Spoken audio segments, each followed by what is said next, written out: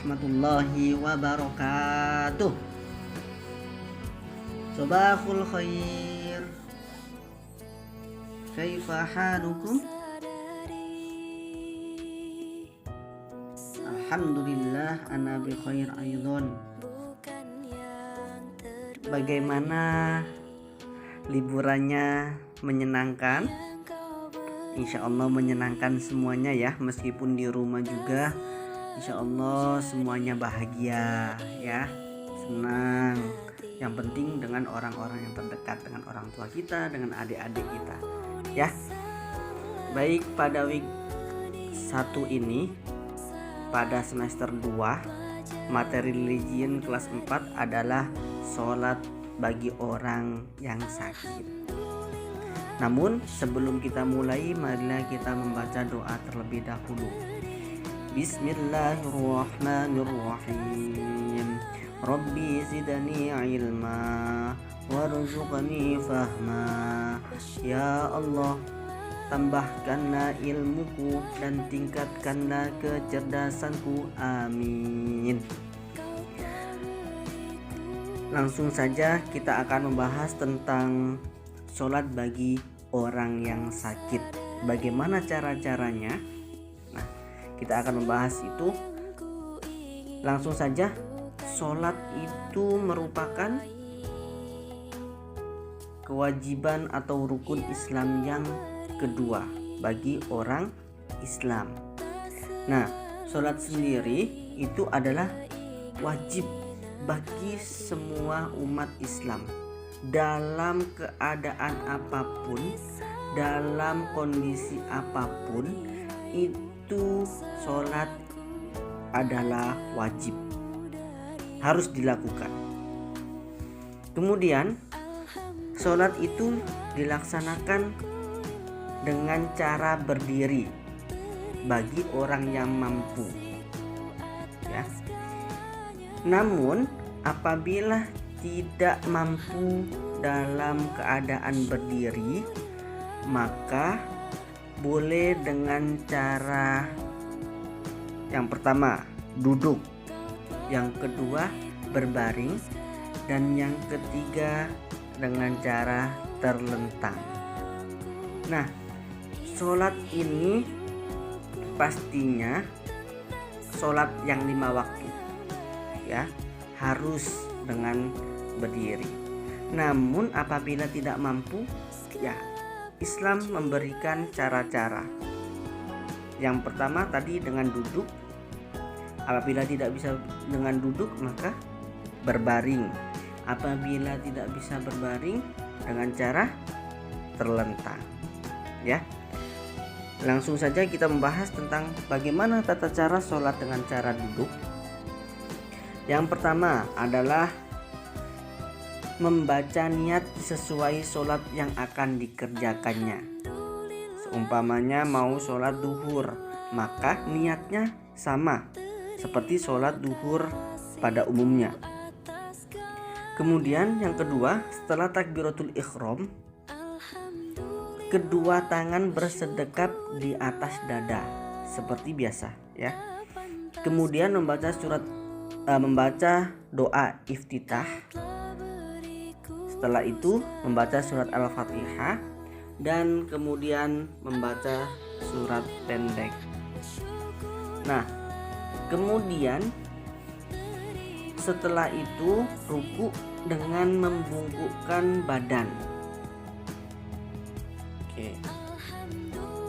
Setelah ruku langsung dilanjutkan dengan i'tidal. I'tidalnya dengan cara duduk kembali seperti semula. Duduknya berarti duduk dengan cara seperti duduk tahiyat awal atau duduk di antara 2 sujud. Oke. Nah, setelah ruku maka dilanjutkan dengan i'tidal tadi, kemudian sujud.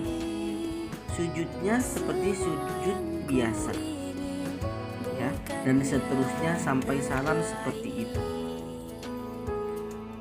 Kemudian cara sholat bagi orang yang sakit ketika berbaring ya. Yang pertama adalah berbaring dengan posisi miring, kaki membujur ke arah selatan, kepala di sebelah utara. Kemudian wajah menghadap ke arah kiblat, miring. Kemudian yang ketiga, niat. Setelah niat, takbiratul ihram, membaca doa iftitah, membaca surat Al-Fatihah, dan membaca surat pendek. Begitupun setelah itu kemudian rukuk dan sujud cukup dengan menggunakan anggukan kepala atau dengan cara kedipan mata. Itu apabila rukuk dan sujud ini bagi orang yang berbaring ini ketika masih bisa menganggukkan kepala maka dianggukkan kepala. Apabila sudah tidak bisa maka dengan cara dikedipkan matanya. Ya. Kemudian yang ketiga, tata cara sholat dengan terlentang. Yang pertama, tidur terlentang dengan posisi kepala berada di sebelah timur dan kedua kaki diluruskan di sebelah barat. Ya.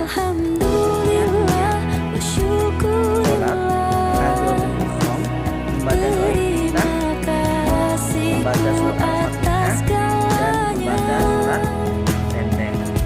Nah, setelah itu maka gerakan sholat dan dengan melakukan isyarat kedipan mata. Apabila tidak mampu melakukan isyarat kedipan mata, maka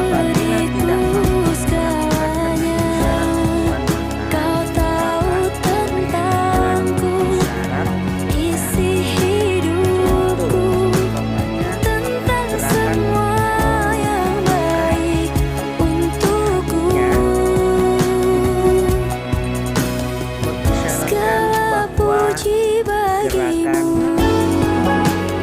Kemudian ketika sujud juga sama, disyaratkan bahwa orang yang sholat itu akan melakukan gerakan sujud. Apabila kita tidak bisa kedipkan mata, maka dengan cara isyaratkan.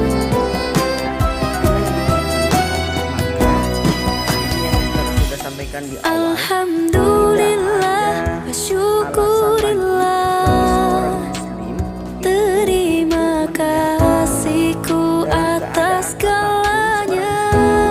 Melaksanakan sholat. Alhamdulillah wa syukurillah, tak pantas ku mengeluh, sholat. kau telah beriku segalanya. Kemudian bagaimana? Alhamdulillah wa syukurillah, terima kasihku atas segalanya.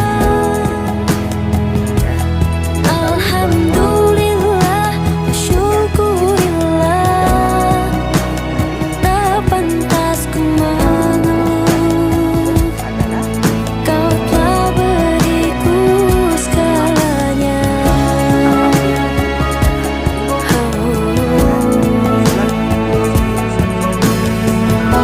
Ya, bagi orang Islam itu sebagai obat penyembuh. Kemudian yang kedua, hikmah kedua adalah menimbulkan ketenangan jiwa dan penghibur hati dalam kesedihan. Pasti orang yang sakit itu akan merasa sedih. Saya kok sakit sudah lama gak sembuh-sembuh dan lain sebagainya. Itu pasti akan menimbulkan hal-hal seperti itu orang yang sakit. Maka sholat ini sebagai penenang jiwa, menghibur kesedihan. Kenapa? Karena dengan sholat kita itu menjadi tenang. Setelah sholat kita berdoa, istilahnya kalau zaman sekarang curhat sama Allah. Nah begitu. Kemudian yang ketiga, hikmah yang ketiga, sebagai jalan untuk memohon kebaikan, memohon kesehatan, dan memohon kesembuhan dari Allah, memohon yang terbaik ya dari Allah Subhanahu wa taala. Kemudian yang keempat adalah menghilangkan penyakit hati. Ya, pasti orang yang sakit itu ada kalanya tidak sabar. Saya kok merasa begini, Allah kok menguji saya seperti ini dan sebagainya. Itu sholat itu bisa menghilangkan penyakit hati seperti itu. Kenapa? Karena tadi semua mengikhlaskan, orang yang sakit itu mengikhlaskan semuanya itu datang dari Allah Subhanahu wa ta'ala. Baik anak-anakku kelas 4 semuanya, Mister berpesan kepada anak-anakku semuanya, jangan pernah kita meninggalkan sholat. Kenapa? Karena sholat ini adalah bentuk amal yang paling utama, pokok amal dari segala amal yang lain. Ya, yang pertama yang dihisab nanti adalah amalan sholat. Ketika sholatnya baik, insya Allah semua amalan juga baik. Begitu ya. Jadi anak-anakku semuanya, jangan pernah kita meninggalkan sholat dalam keadaan apapun itu, dalam kondisi apapun kita tidak boleh meninggalkan sholat ya. Anak-anakku semuanya, kalau dibangunkan sholat, semangat sholatnya, jangan sampai kita kalah dengan setan. Kenapa? Karena kalau kita dibangunkan untuk sholat kita marah-marah, berarti itu setannya itu banyak di situ ya. Oke, jadi tetap kita melaksanakan sholat dalam keadaan apapun, meskipun sakit kita melaksanakan sholat. Baik anak-anak semuanya, syukron, terima kasih semuanya. Tetap jaga kesehatan, tetap belajar dengan tekun. Insya Allah kita akan segera bertemu, bertatap muka di kelas insya Allah ya. Kita akhiri dengan membaca alhamdulillah, alhamdulillahirabbil alamin. Syukron. Assalamualaikum warahmatullahi wabarakatuh.